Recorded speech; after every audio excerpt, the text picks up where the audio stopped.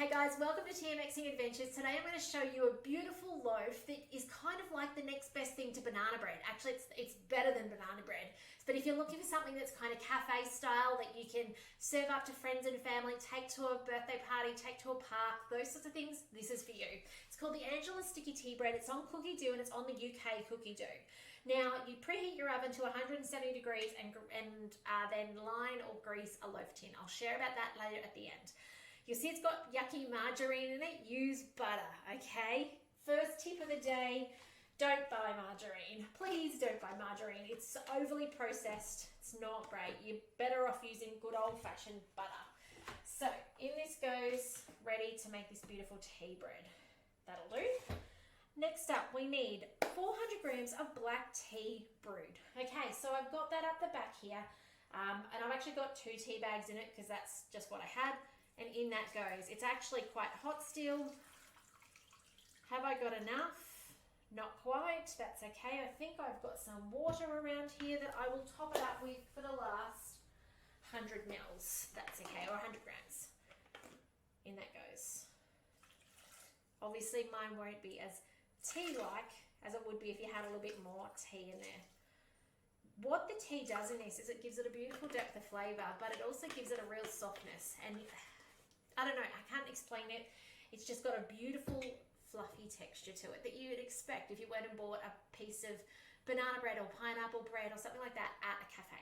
So 115 grams of sultanas or candied chopped mixed peel. I've got sultanas because that's what we have. And you know what, if I didn't have this, I'd probably be okay with skipping it out as well. Just a little tip. Glazed cherries. Now, I don't have glazed cherries, and actually my family are not fond of them. So what I have instead is some leftover pineapples from something else. And if I can get into the tin without, there we go. I'm going to use some of these instead. And I think this will just make it even more beautiful. Like, it is an amazing recipe. We've made it a few times previously. I don't think I've ever done it for you, but it's just beautiful. Next, when I told my kids I was making it, they all cheered. That's how much we like it.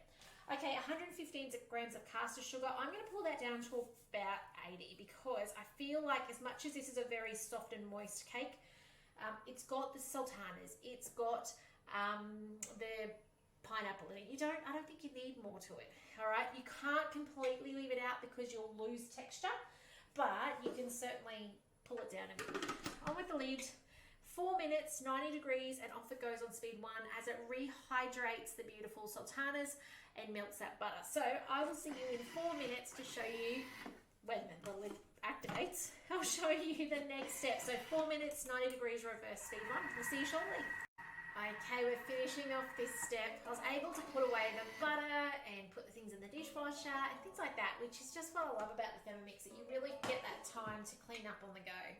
Leave it closed for 15 minutes, allowing the flavours to develop. We never ever do that. Does that surprise you? Probably not. Let's continue on. So 255 grams of self-raising flour. I'm using gluten-free. If you don't have self-raising, you've only got plain. Remember, you can use your baking powder. So it's 1 teaspoon of baking powder per 100 grams. So you'd be putting in like 2.5 teaspoons into this. So I do have self-raising flour, surprisingly, today. All right.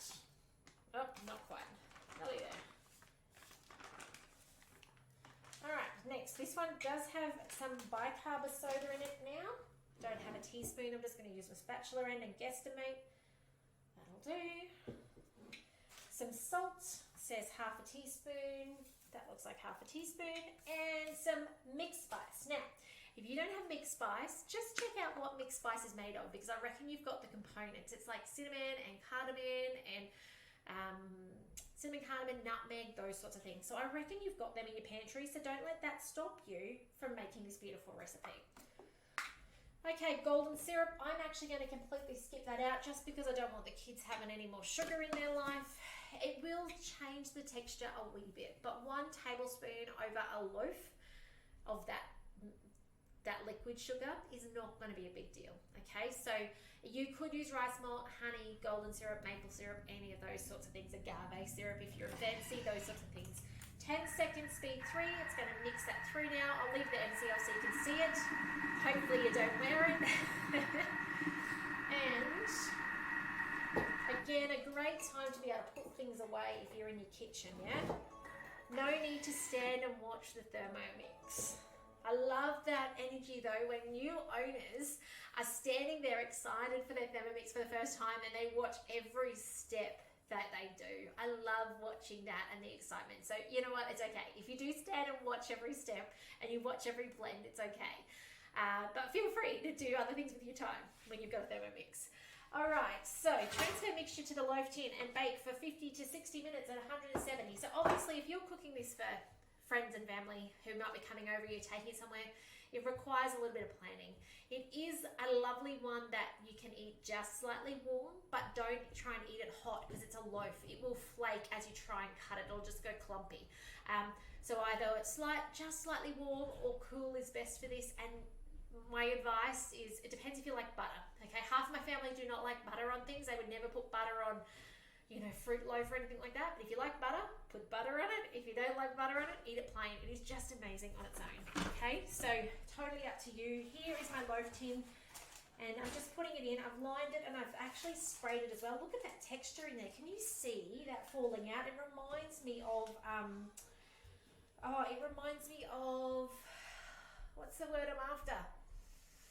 Sticky date. It's got that sticky date texture to it where it's got that real puffed up golden, probably the bicarb's what makes it do that. And I'm wondering if my container's too small for it. I'm sure this is the one we've used in the past. Anywho, let's put it in. But it's certainly got that puffiness that you'd expect with sticky date pudding. When you put the dates in and then you put the bicarb in. Good old bicarb. All right, spread it to the edges. If you don't want it to be mounded in the middle, remember to make it flat because it will naturally grow anyway. Make sure you get it into your corners and into the oven it's going to go. And as I said, it's going in the oven for, where'd it go? 50 to 60 minutes at 170. Remove and let it cool and then enjoy. So give this a go in your Thermomix. Tell me what you think. If you've got any questions along the way about this recipe or anything regarding your Thermomix, please don't be a stranger. Reach out. I'd love to help you. And never ever throw anything away. If something's not working in your Thermomix, you contact me and say, Lisa, help. Okay, I'm never far away from an answer for you. But otherwise, thanks for joining me today. I hope you feel inspired. I hope you'll try this. And take care, and I'll see you next time. Bye for now.